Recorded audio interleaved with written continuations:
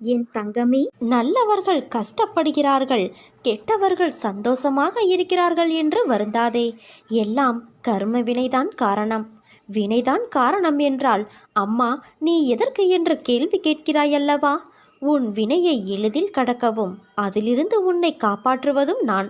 நல்லவர்கள் சோதிக்கப்படுவார்கள், ஆனால் வெற்றி பெறுவது உறுதி என் குழந்தையே.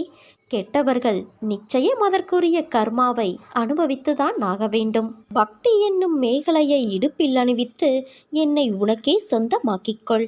உன்னிடம் இருப்பவை அனைத்தையும் எனக்கு பிரீத்தியோடு சமர்ப்பித்து எனக்கு ஆரத்தி சுற்று. இல்லாத பொருளை அழிக்க முடியாது, இருக்கும் பொருளைத்தான் அழிக்க முடியும்.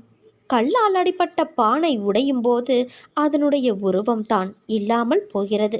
பானையின் இருக்கும் தன்மை சிறிதளவும் அழிவது இல்லை. ஏனென்றால் உடைத்த பாகங்களுக்கு மறுபடியும் பானையாக ஆகும் சக்தி இருக்கிறது. என் மீது நம்பிக்கை முழு அளவில் இருந்தால் நீ பொறுமை காக்க வேண்டும். என்னை ஏன் கைவிட்டீர்கள் என கேட்டு உன் அருகில் நான் இருக்கும்போதே நீ தூர விலகி செல்லாதே. எந்த நேரத்திலும் முடியாது, கூடாது, நடக்காது, நடக்கவில்லை, நேரவில்லை, வாய்ப்பு இல்லை, முடியவில்லை, பொறுமை இல்லை என இல்லை இல்லை என்ற வார்த்தைகளை உன் வாயிலிருந்தும் மனதிலிருந்தும் முற்றிலுமாக நீக்கிவிடு. நாளை தருவார், அடுத்த ஆண்டு தருவார், இனிமேல் செய்வார் என்று என் அற்புதத்தை நீ தள்ளி போடாதே. நான் எப்போது செய்ய வேண்டும் என்பதை தீர்மானிக்க விரும்பினால் இப்போதே செய் என உறுதியோடு என்னிடம் கேள். அப்போது நான் உனக்கு அருகிலேயே இருந்து உனக்கு தேவையானதை செய்து கொடுப்பேன். உன் மனதில் தோன்றும் எண்ணங்களில், வாயிலிருந்து வரும் வார்த்தைகளில், உன் செயல்பாடுகளில் நேர்மையாக இருக்க வேண்டும். என்னிடம் பேசும்போது கேட்கும்போதும் காத்தருள்வாய். நீயே துணை, உன் பொற்பாதங்களே சரணம், என்னால் முடியும் என அனைத்தும் நேர்மறையாக இருக்க வேண்டும். உனக்குள் நான் இருக்கும்போது நீ எதற்கு உனக்கு யாரும் இல்லை என்று நினைத்து புலம்புகிறாய்? அந்த எண்ணம் தவறானது, ஆபத்தானதும் கூட. எல்லா சுமைகளையும் என்னிடம் கொட்டிவிட்டாயல்லவா? பிறகு ஏன் இன்னும் வருத்தப்பட்டு கொண்டே இருக்கிறாய்? உலகில் உள்ள அனைவருக்கும் ஒவ்வொரு விதமான சுமைகள் இருந்து கொண்டேதான் இருக்கும். உனக்கு சிறியதாகப்படும் பிரச்சனை மற்றவர்களுக்கு பெரியதாக இருக்கும். அவர்களுக்கு சிறியதாக தெரியும் பிரச்சனை உனக்கு பெரிய பிரச்சனையாக இருக்கும். உன் வாழ்வில் நீ தைரியமாக உன்னை சூழ்ந்துள்ள துயரங்களை எதிர்த்து நின்றால்தான் அதை வெற்றி காண முடியும். நீ போகும் பாதையில் மோசமான மனிதர்கள் ரூபத்திலோ வேறு ஏதேனும் ஒரு வழியிலோ உனக்கு தடைகள் வரும். ஆனால் அதை கண்டு அஞ்சாதே. தைரியமாகவும் நம்பிக்கையோடும் உன் இலக்கை நோக்கி போய்கொண்டே இரு. உன் கடமைகளிலிருந்து ஒரு நாளும் தவறாதே குழந்தையே. பிறகு பார், நீ இதுவரை எதிர்த்த வேதனைகள் எல்லாம் இப்போது எப்படி காணாமல் போனது என்று நீ நினைத்து வியக்கும் அளவிற்கு நிச்சயம் மாறுதல்கள் நடைபெறும்.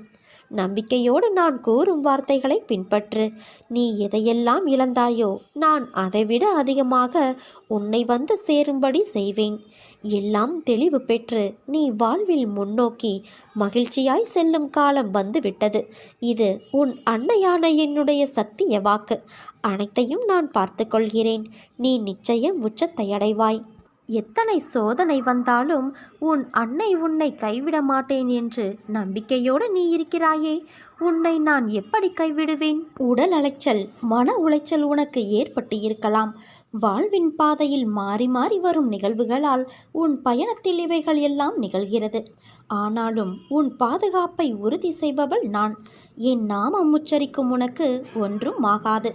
உன்னை சுற்றி எதிர்மறை அதிகமாகும் போது நீ கூடுதலாக கொஞ்சம் தியானம் செய்ய வேண்டும். என்னுடைய மந்திரத்தை நீ கொஞ்சம் கூடுதலாக உச்சரிக்க வேண்டும். நீ என்றும் என் பாதுகாப்பு வளையத்தில்தான் இருக்கின்றாய். அச்சமின்றி முன்னேறு. உனக்கு துணையாக உன் அன்னையான நான் வருவேன். உன் வாழ்க்கையில் நடக்கின்ற அனைத்தும் சூறாவளி காற்று போல உன்னை பந்தாடுகிறது என்ற உன் கதறல் என் காதில் எப்படி வீழாமல் இருக்கும்? உன்னை விட்டு நான் எங்கே செல்வேன்? என் பிள்ளையின் இதயத்தில்தான் என் உயிர் வாழ்கிறது. அப்படி இருக்கையில் நான் எப்படி வெளியேறுவேன்? நான் உன் இதயத்தில் இருப்பதை அறியாமல் இல்லை. கவலைகள், சோகங்கள், வேண்டாத எண்ணங்கள் என்று எல்லா எதிர்மறைகளையும் உள்ளே வைத்து கொண்டு இருக்கிறாய். ஏற்கனவே உன் இதயத்தை துன்பங்களால் நீ நிறைத்து வைத்துள்ளாய். அது போதாது என்று நடக்கும் எல்லா நிகழ்வுக்கும் எதிர்மறை எண்ணங்கள் வேறு உனக்கு உதித்து கொண்டு இருக்கிறது. ஒன்றை தெரிந்து கொள். எதிர்மறை எண்ணங்கள் என்பது காந்தக்கல் போன்றது. அதன் தன்மையே எல்லா எதிர்மறைகளையும் அதனுள் ஈர்ப்பதுதான்.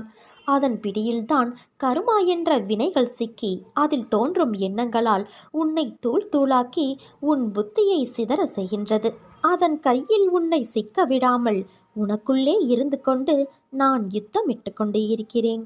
உன் இதயத்தில் உன் அன்னையான நான் வாழ்ந்து கொண்டு இருக்கிறேன் குழந்தையே. அதன் பொருட்டுதான் உன் இதய துடிப்பின் ஓசையாய் உணர்த்த நான் முயற்சி செய்கின்றேன்.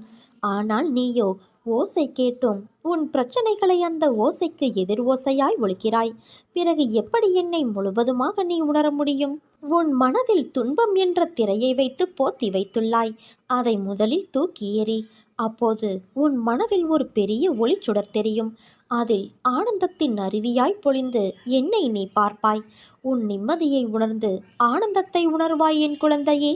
பக்தி நிறைந்த உன்னுடைய பிரார்த்தனைகள் எப்போதுமே என்னை வந்து சேரும் என்பதை நீ மறக்காதே. உன் பிரார்த்தனைகள் அனைத்தையும் உன் அன்னையான நான் நிறைவேற்றுவேன். சேர்த்து வைத்த நல்ல குணங்கள் எதுவோ அது மட்டுமே உன்னோடு வரும். உயர்ந்த கதியை நல்கும். அதனால் பிரம்ம ஞானத்தினால் பெறும் பயனை நாம் இவ்விதமாகவும் பெற முடியும். என் சொற்களை நீ மறந்து விடாதே குழந்தையே. ஒவ்வொரு செயலும் விளைவிலேயே முடிகிறது. விளைவில்லாத செயல் என்று உலகத்தில் எதுவுமே கிடையாது. அதனால் செயலிலேயே விளைவும் மறைந்து இருக்கிறது. அதில் எந்தவித சந்தேகமும் இல்லை. ஆனால் எதை எப்படி செய்கிறோம் என்பதை பொறுத்து அதற்கேற்ற பலன் சரியான காலத்தில் தானாக வரும் என்பதால் பலனை பற்றி கவலைப்பட அவசியமில்லை. விதைத்தது அவரை என்றால் விளைவது துவரையாக முடியாது. அதனால் அவரை விதைத்தவன் என்ன பயிர் விளையும் என்ற கவலை இல்லாள்வது அர்த்தமற்றது. எதுவுமே உன்னை தொந்தரவு செய்ய முடியாமல் நீ எப்பொழுதும் மகிழ்ச்சியாக இருக்கும்போது உன்னுடைய பிரார்த்தனை ஒரு நாள் நிச்சயமாக நிறைவேறும். மனிதன் பிறக்கும்போது அவன் சுய தர்மமும் கூடவே பிறந்து விடுகிறது. ஒருவன் எதற்காக படைக்கப்பட்டானோ அதை செய்வது அவன் சுய தர்மம். ஒருவனுடைய சுய தர்மம் அவன் உண்மையான இயல்பையும் மனப்போக்கையும் ஒத்து அமைவது. அந்த சுய தர்மத்தை ஒட்டியே அவன் திறமைகளையும் பெற்றிருப்பான். அதை செய்வதாலேயே அவன் அமைதியடைய முடியும். இதில் உயர்ந்தது தாழ்ந்தது என்று ஒன்றும் கிடையாது. சுலபம் சிரமம் என்று எல்லாம் கணக்கிட்டு எடுத்துக்கொள்வதோ தள்ளிவிடுவதோ கூடாது. நீ நம்பிக்கையோடு இரு. உன் அன்னை நான் இருக்கிறேன். எவருக்கும் தெரியாமல் நீ சிந்தும் கண்ணீரை நான் அறிவேன். பேருக்குத்தான் ஒரு புன்னகையை நீ முகத்தில் வைத்திருக்கிறாயே தவிர ஊருக்கு நீ படும் துன்பங்களும் வேதனைகளும் தெரியாது. உனக்கு ஆறுதலாக பேசுவது போல சிலர் உன்னிடமே நடித்து நாடகமாடிக்கொண்டு இருக்கிறார்கள். அது அனைத்தையும் நான் அறிவேன் குழந்தையே. உன் உள்ளத்தையும் நான் அறிவேன். என்னையன்றி இந்த உலகில் உன்னை யார் அறிவார்? நீ எதற்கும் கலங்காதே. என் வார்த்தைகள் மீது நம்பிக்கை கொள். ஏன் இத்தனை கேள்வியும் கொதிப்பும் உனக்கு இருக்கிறது? உன் மனதில் இருக்கும் அனைத்தையும் உன் அன்னையான நான் அறிவேன். அது எப்படி? நான் பெற்றெடுத்த என் பிள்ளை நீ. உன்னை விட்டு எப்படி போவேன் என்று நீ நினைக்கலாம்? உன்னை வலுப்படுத்தவே நான் வந்துள்ளேன். நீ அறிந்தது இந்த ஒரு ஜென்மத்தில்தான் நான் உன்னோடு இருக்கிறேன் என்று. ஆனால் எல்லா ஜென்மத்திலும் உன்னோடு தான் நான் இருந்தேன். உன் உயிரின் அகண்டமாய் உன்னோடு நான் இருப்பேன். உனக்கான எல்லாம் நான் தருவேன். கொஞ்ச காலம் பொறுத்து கொண்டாய். இன்னும் கொஞ்சம் பொறுத்துக்கொள் என் குழந்தையே. உன்னை புறக்கணித்தவர் உன்னை தேடி நீ காட்டிய அன்பானது தூய்மையானது என்று உணர்ந்து வருவார்கள். உன் அன்புக்காக ஏங்கி உன் அருமையை புரிந்து கொண்டு வருவார்கள். உன் ரணப்பட்ட மனதிற்கு மருந்தாக உனக்கு நான் சுகம் பெற செய்வேன். இப்போதுள்ள மனநிலை கஷ்டங்களை பார்த்து மறத்து போய் கண்ணீர் வற்றி இருக்கிறாயல்லவா? இதை அனைத்தையும் நான் மாற்றியமைப்பேன். நீ என்மேல் கொண்ட பக்தியானது உலகை விட பெரிது. உன்னை என் பிள்ளை என்று சொல்லும்போது ஏற்படும் ஆனந்தத்தை வார்த்தைகளால் சொல்லி உணர வைக்க முடியாது. என் பிள்ளைக்கு வாழ்க்கையில் நல்ல விஷயங்கள் அடியெடுத்து வைக்கும் காலம் வந்துவிட்டது. நீ என் பிள்ளை. அன்புக்கு பெயர் கொண்ட என் பிள்ளை. உன் மனதில் குதர்க்கமான எண்ணங்கள் எழுந்தால் அதை விட்டுவிடு. அதை பெரிதாக எடுக்காதே. மனமும் புத்தியும் நமக்கு பாதி நண்பன் பாதி எதிரி. அதனால் அவற்றை என் பாதத்தில் வைத்துவிடு குழந்தையே. அனைத்தையும் நான் பார்த்துக்கொள்கிறேன். நிறை குறை என எல்லோரிடமும் உண்டு. ஆனால் அதை திருத்த முயற்சி செய்ய வேண்டும். இப்படி குறையோடு இருக்கிறோமே என்று வருத்தப்படக்கூடாது. உன் வாழ்க்கையானது இனிமேல்தான் தீர்மானிக்கப்பட வேண்டும் என்ற யுகத்தில் இருக்காதே. அது ஏற்கனவே தீர்மானிக்கப்பட்டது. அதுதான் விதி. உன் வாழ்க்கையில் ஆறாக, அருவியாக, கடலாக சீற்றங்களும் இடம்பெறும். அது ஏன் என்றுதானே கேட்கிறாய்? என் பிள்ளையிடம் நிறைய நற்பண்புகள் இருக்கின்றது. அது நிலைத்து என் பிள்ளை தன்னிச்சையாக மன உறுதியோடு நேர்மையோடு இருக்கவே இத்தனை சோதனைகளும் இடம்பெறுகின்றது.